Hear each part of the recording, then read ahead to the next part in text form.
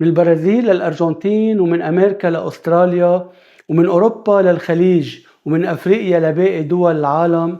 أكتر شي بيجمع اللبنانية هو السؤال: كيف منقدر نشرح لأولادنا عادات وتقاليد لبنان القديمة ونحن وهن صرنا بعاد، وكيف منخليهم يحسوا هن كمان بالحنين، وجواتنا في شي بيقلنا من دون هالحنين على القليل واحد منا صعب يرجع، لبنان أو نحن. والجواب ببساطة هو نآمن إنه مهما بعدوا وغابوا عن بيتهم لبنان، وحده الحنين بخليهم يحفظوا طريق الرجعة.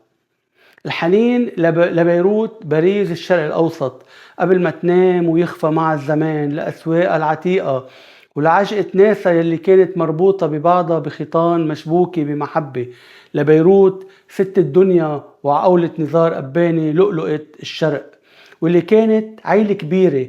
الدكنجي يعرف شو بدك قبل ما تطلب، والحلاق ولو غبت عنه زمن أول ما يشوفك بيسألك مثل العادة.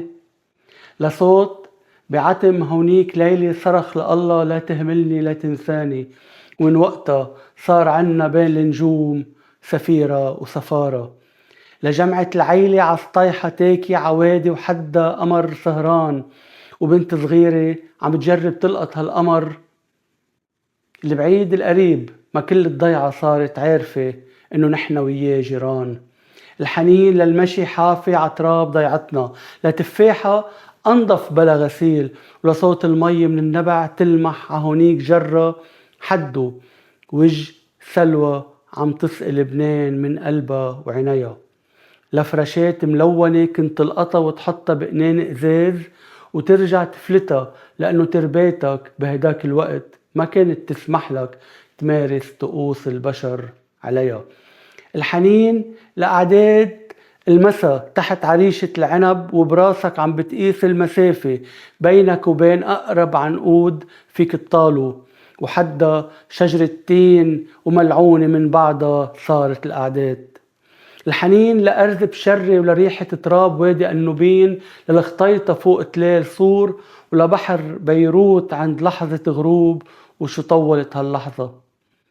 لشجر الليمون ولبستين الزيتون بعكار ومغدوشة والكورة، لبيوت الأرميد، لفرن التنور وريحة منقوشة الصاج يلي ما كان بنفسها إلا ريحة القهوة، وتصير محتار لمين بدك تصوت على المرتبة الأولى.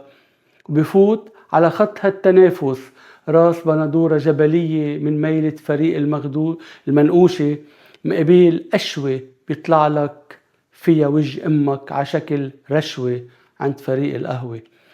الحنين للروشة قبل من على صخرتها تنتحر بساطة الناس، للحمرة بالستينات، للسينمات وكانت بيروت عاصمة السينما بالعالم العربي، للمسارح يلي كانت تربط شرق بغرب، ولمقاهيها القديمة يلي كانت تفوح منها مع ريحة الدخان والقهوة فكر وثورات وفلسفات.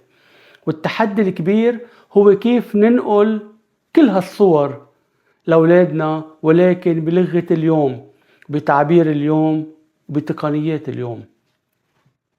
ولأنه هالتحدي مش خطوة وخلص، إنما مسيرة بتبلش بخطوة كانت فكرة قناة خيطان الحنين لبنان بين غربة واغتراب.